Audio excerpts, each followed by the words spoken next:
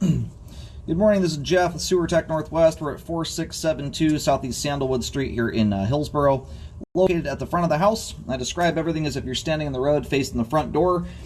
We are smack dab in front of the front door. We have a 3-inch ABS cleanout as our point of access. We're going to check the overall condition and serviceability of the sanitary sewer line. Water is currently running. And just so you know, under the mat here, you've actually got two different cleanouts. The one that's more so in the middle, it's also much more concreted in. That's going to be for your storm system and probably also a low point drain coming out of the crawl space.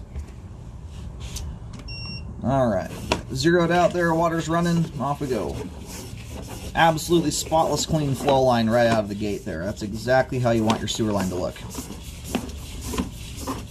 And the living habit that makes that possible, by and large anyway, and keeps the line nice and clean, is not putting cooking oil and grease down the line. Fats in general gunk your pipe up. So this is actually a great example. So you see that little bit of substance there at the top of the sewer line. It's a very thin little film. What that is there, that's where a blockage happened, and for no underlying reason other than someone just flushed too much stuff down the toilet. And you can see the debris deposit there is very short-lived. It's a tiny little section of pipe. That's what happens when you get a blockage and a little water starts to build up behind it, and the head pressure breaks it loose. That's the water weight building up behind the blockage.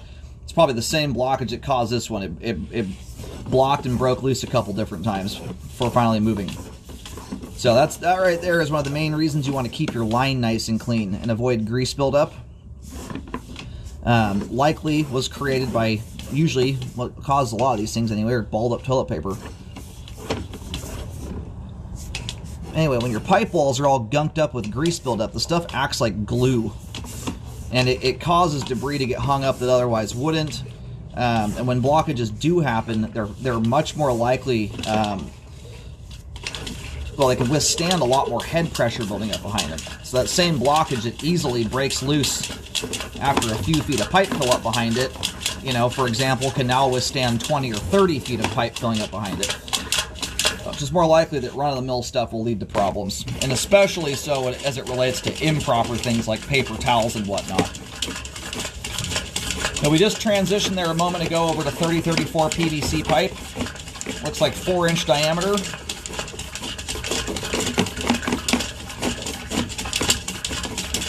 That set of turns there right before the PVC, man, it's a beast. I hope we can get all the way out here.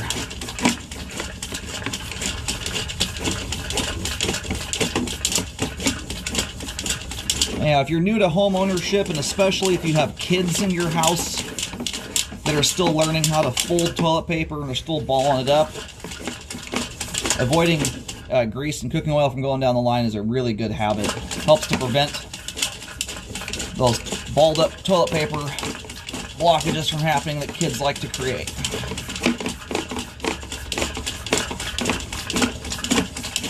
Alright, there's the main. And in this case, line ties directly into the manhole out in the street. Not every home does that. It's about every 3 to 5 houses will connect to the manhole and the rest just tee onto the main. We're going to go locate the camera head really quick here while the pipe drains out, and then we'll pull back and take a better look. Thus far, everything's looking great here. Alrighty, located the camera head successfully. The line terminates on the far side of the road, out on Sandalwood, but almost all the way up against the curb on the opposite side of the street. So as the line makes its way out to the main lateral, it comes out, the line comes out underneath the front door. And then once it gets up near the driveway, it jaunts from right to left. It gets across most of the width of the driveway and runs down the driveway just inside the left side edge of the driveway. And then you can see there's a manhole that sits right in front of the neighbor's driveway on the opposite side of the road. The line connects directly into that, in case you're curious where the line goes.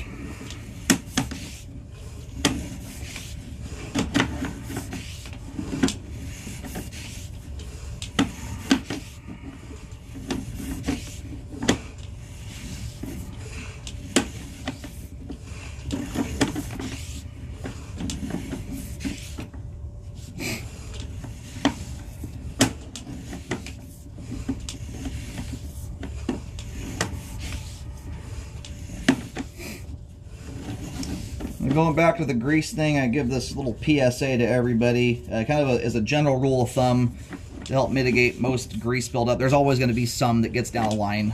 It's when you're just trying to avoid the major quantity is what you want to do. But let your pans cool down, wipe them out with a paper towel, pour the grease into a jar, scrape it off into a garbage can, and as far as like knowing when to do it, if you've got enough oil and grease on your pans, this is when the pans are hot anyway or warm. If you turn the pan sideways and there's enough on there that it flows off the pan, it's that point you want to deal with it. A thin little coating of PAM spray is no big deal. Hot water and soap handles that fine. All the PVC pipe will look great, drains beautifully, all the joints are tight and super clean. In fact, that little bit of tan stuff you see in the flow line right there is a very minor example of some grease buildup. This is extraordinarily clean relative to most homes here. Anyway, if you know some amounts getting down your line, the key is always use hot water and soap, and let your hot water run for about a minute longer than your last dish was washed. That helps to ensure everything stays melted and emulsified till it gets all the way out. Alrighty, we're going to flip the camera around here for just a moment, run backwards. Everything from the clean out access to the main lateral connection is in good condition, has great flow, and is functioning properly at this time. Alright, here we have crossed through the foundation wall.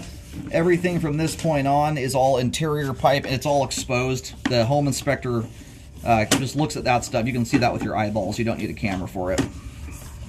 They're down in the crawl space. Yeah, superb looking sewer line. That's about as good as it goes right there. Structurally, there's no defects, and to boot, essentially spotless clean. It's rare to get all that in one. The sewer line is functioning properly at this time.